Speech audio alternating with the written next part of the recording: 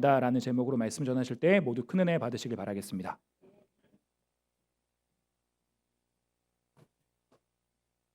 못된 열매 맺는 좋은 나무가 없고 또 좋은 열매 맺는 못된 나무가 없느니라. 방송실 마이크를 좀 볼륨 좀 올려주시기 바랍니다. 주님은 나무를 두 가지 종류로 나누고 계십니다. 좋은 나무와 못된 나무. 달리 말하면 건강한 나무와 병든 나무, 쓸모 있는 나무와 쓸모 없는 나무, 이렇게 말할 수도 있을 것 같아요. 그리고 그 나무의 상태에 따라서 다른 열매가 맺힌다라고 말씀하고 있습니다. 여러분, 나무가 있는데 이 나무가 좋은 나무인지 나쁜 나무인지 척 보면 압니까? 어려서부터 산골에서 자라서 나무들을 많이 보면서 자란 분들은 어느 정도 알 수 있을지도 모르겠어요. 작년 가을에 우리 교회 광사모라고 있죠. 광을 사모하는 게 아니고 광교산을 사모하는. 그래서 같이 산행을 좀 하는데 같이 광교산 산행을 제가 한번 같이 갔어요. 근데 바닥에 도토리가 좀 떨어져 있더라고요. 옆에 계시던 권기범 장로님이 이거 비슷하게 생겼지만 도토리가 있고 상수리가 있어요, 이렇게 이야기를 하시더라고요. 별 저런 관심도 없는데 자꾸 이제 우위를 점했다고 생각을 하시는지 자꾸 이렇게 얘기를 해요. 상수리는 상수리 나무의 열매고 도토리는 참나무의 열매라나, 도토리는 더 작고 동그랗고 상수리는 더 크고 길쭉하다나. 장로님은 도토리와 상수리가 구별이 되고 참나무하고 상수리 나무가 구별이 되는 모양인데, 저는 도시에서 나서 평생 도시에서만 살아봐가지고 말을 들어도 잘 모르겠더라고요. 그래서 제가 그랬습니다. 그거 다 도토리 키재기예요. 언젠가 말씀드린 적이 있지만 저는 심지어 사과꽃하고 백꽃도 잘 구별을 못하는 정도의 수준의 사람입니다. 하물며 꽃이 피지 않은 나무를 보면 이게 사과나무인지 배나무인지 복숭아나무인지, 얼마 전에 저희 어머니를 모시고 그 복숭아 과수원 옆으로 이렇게 복숭아 나무인지는 저는 모르는데 복숭아가 지금 벌써 많이 열매가 맺혀가지고 봉지로 싸놨더라고요. 봉지로 다 싸놨는데도 저희 어머니를 보더니 복숭아가 많이 열렸구나. 봉지로 싸놨는데 어떻게 복숭아 나무인지를 알지? 저는 그런 정도의 수준입니다. 너무 무시하지는 마시기 바랍니다. 그런데 저 같은 사람도 여름이 지나고 찬바람이 나기 시작하면 이 나무가 사과나무인지 배나무인지 복숭아나무인지 저도 척 보면 압니다. 어떻게 알죠? 열매를 보면 알아요. 오늘 본문에서 예수님이 하시는 말씀이 바로 그런 말씀입니다. 가을에 나무에 열매가 맺히는 것을 보면 그 나무에 대해서 알 수 있다는 거예요. 사과나무인지 배나무인지 알 수 있을 뿐만 아니라 그 열매가 좋은 열매면 이건 좋은 나무라고 판단할 수 있는 것이고, 시원찮은 열매를 맺으면 이 나무는 뭔가 문제가 있는 나무로구나 판단할 수가 있다는 것입니다. 오늘 본문 44절 다시 보면 나무는 각각 그 열매로 아나니 가시나무에서 무화과를 또는 찔레에서 포도를 따지 못하느니라. 저 같은 사람의 눈에는 가시나무와 무화과 나무를 구별하기 어렵지만, 그러나 무화과 열매는 가시나무에서는 얻을 수 없다는 것 정도는 압니다. 같은 덩굴식물이라고 해서 찔레나무에서 포도를 거둘 수는 없는 것이죠. 포도는 포도나무에서만 열립니다. 아니, 포도 열매가 열려야 우리는 포도나무라고 부릅니다. 열매를 보고 나무를 구별을 합니다. 열매를 보고 나무를 판단을 하는 것이죠. 예수님이 지금 여기서 나무 이야기를 하고 계신 것은 무슨 임업이나 식물학 강의를 하고 싶으신 게 아닐 것입니다. 주님이 이 말씀을 하신 것은 나무와 열매의 원리를 우리의 삶에 적용시키려고 하신 것이죠. 45절 말씀 다시 볼까요? 같이 한번 읽을까요? 시작. 선한 사람은 마음에 쌓은 선에서 선을 내고 악한 자는 그 쌓은 악에서 악을 내나니 이는 마음에 가득한 것을 입으로 말함이니라. 다시 말하지만 예수님은 식물학이나 임업에 대해서 특별히 관심을 가지고 계신 건 아니에요. 예수님의 관심은 항상 사람에 집중되어 있습니다. 나무와 열매 이야기를 하시는 것도 사람에 대해서 이야기하고 싶어서 하시는 거예요.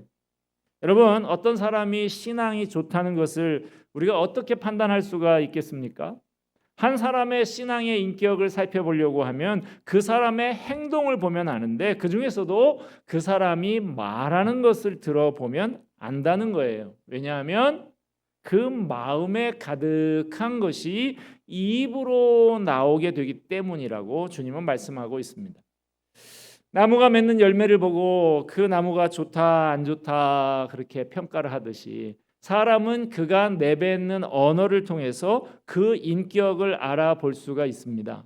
마음에 가득한 것이 밖으로 나오게 되어 있기 때문입니다. 선한 사람은 그 마음에 선한 것으로 채워져 있기 때문에 입만 열면 선한 말이 나오고, 악한 사람은 그 마음에 악한 것이 가득하기 때문에 입만 열면 악한 말이 터져 나오는 것이죠. 이 말씀은 아주 깊은 의미가 있습니다. 우리 신앙을 점검해 보는 시금석이 되기 때문이에요. 교회 다닌다고 해서 모두가 신자인 것은 아니죠. 세례를 받았다고 해서 모두 다 거듭난 사람은 아닐 수 있습니다. 어떤 사람이 그 삶에 성령의 열매가 전혀 나타나지 않는다면 그 안에 성령이 계시지 않은 것은 아닌가 의심하고 점검을 해봐야 됩니다. 영화 중에 What Women Want라고 멜 깁슨이 주연한 영화가 있죠. 어느 날 이 주인공 남자가 욕실에서 꽈당 넘어져요. 그래서 정신을 잃었다가 깨어났더니 그 다음부터 신기한 일이 벌어집니다. 여자들의 속마음이 다 귀로 들리는 거예요. 남성 여러분, 그러면 좋겠습니까? 오늘부터 욕실에서 한번 미끄러져 보세요. 뇌진탕으로 병원에 가지는 마시고 잘 깨나면 혹시 또 모르지 않습니까? 그런데 작년에 이 영화의 후속작으로 What Men Want, 남자들은 뭘 원하는가라는 것이 나왔다는 소식이 있는데, 여성 여러분, 남성들의 속마음을 다 알 수 있으면 좋겠습니까? 남의 속마음을 속속들이 다 안다. 좋은 점도 있겠습니다만은 안 좋은 점도 많은 것 같아요. 보나마나 멀쩡하게 생긴 사람 속에 온갖 더러운 것이 들어 있을 거예요. 차라리 모르는 게 낫지. 그걸 다 안다면 아마 무척 힘이 들 것입니다. 많이 실망스러울 거예요. 나한테 욕하는 사람도 이렇게 많구나 하는 것도 알게 될 거예요. 인간관계가 많이 깨질 것입니다. 주먹 다짐이 자주 벌어질지도 몰라요. 여러분, 일단 안심하십시오. 아무도 여러분 마음의 깊숙한 곳을 들여다볼 수는 없습니다. 참 다행이죠. 그러나 여러분, 지나친 낙관은 금물입니다. 왜냐? 오늘 말씀에 따르면 어떤 사람이 평소에 말하는 것을 들어보면 그 사람이 어떤 사람인지 어느 정도 알 수 있기 때문이에요. 그 누구도 남의 마음속을 훤히 들여다볼 수는 없습니다. 그러나 누구든지 입술의 열매가 뭔가 하는 것은 볼 수가 있는 것이죠. 오늘 본문을 통해서 우리 주님께서는 분명한 원리를 제시하고 있습니다. 나무는 그 열매를 보면 안다. 사람도 마찬가지다. 그 마음속에 무엇이 가득한지 입술의 열매를 보면 알 수가 있다.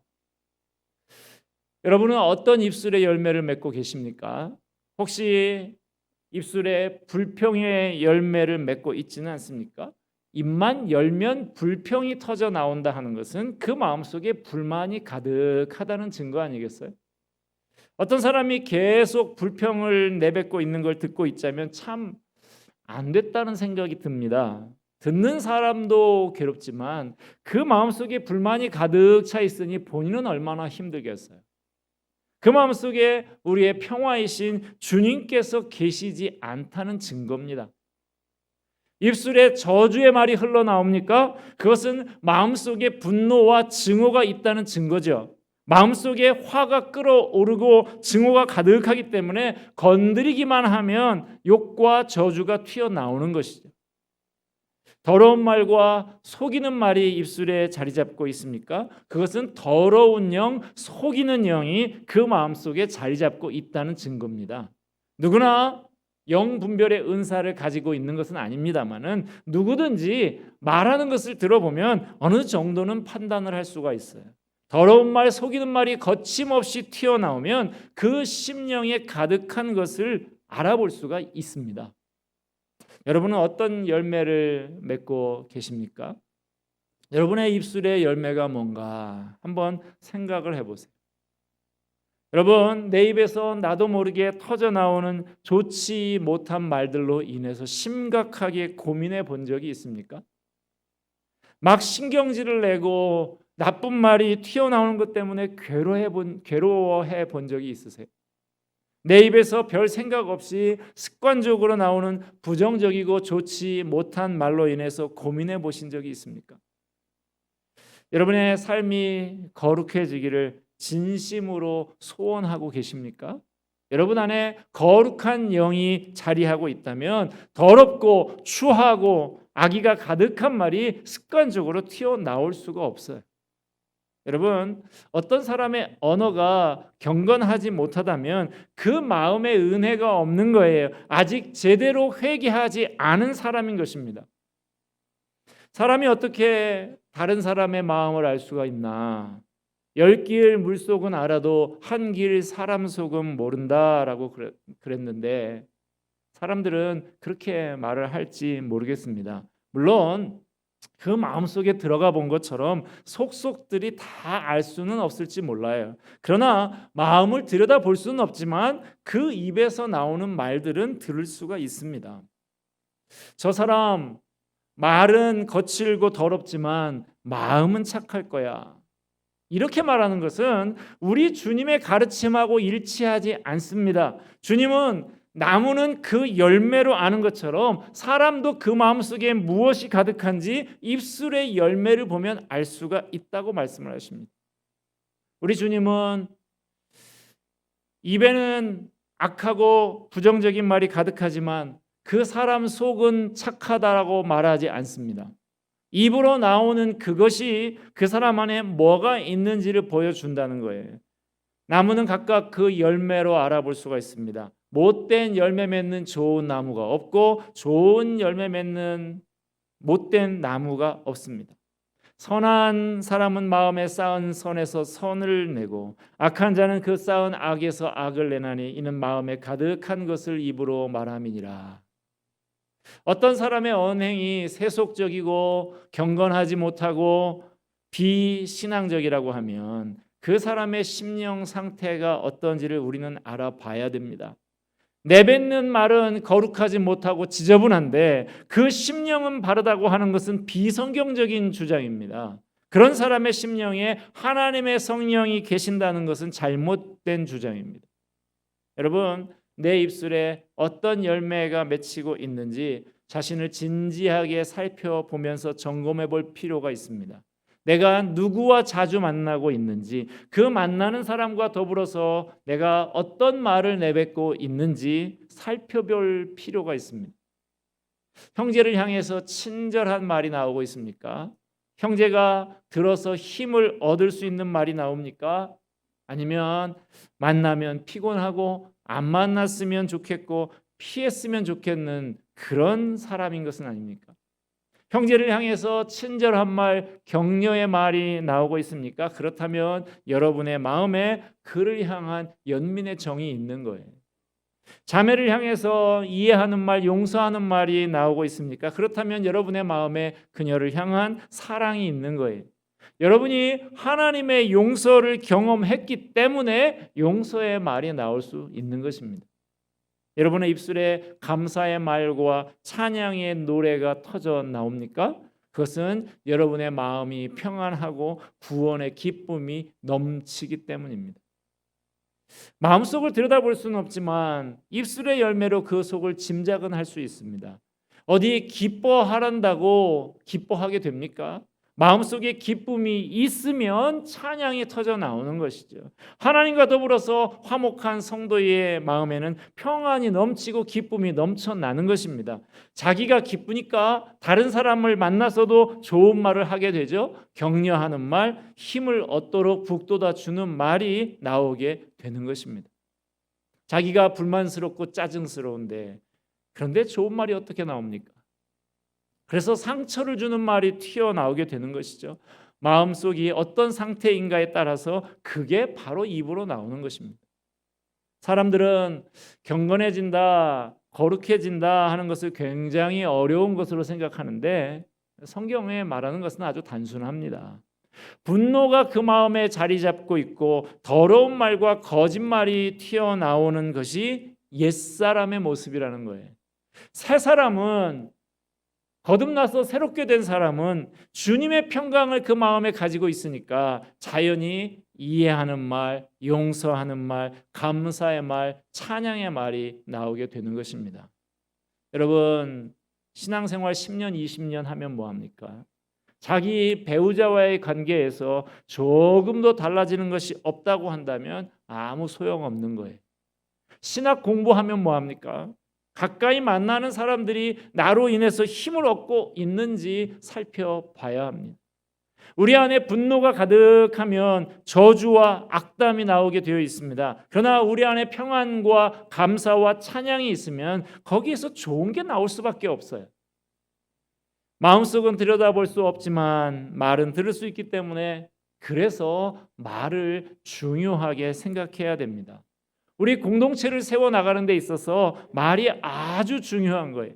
상처를 받고 깨어지는 공동체의 모습들을 보면 무슨 엄청난 사건 때문에 깨지는 게 아니더라고요.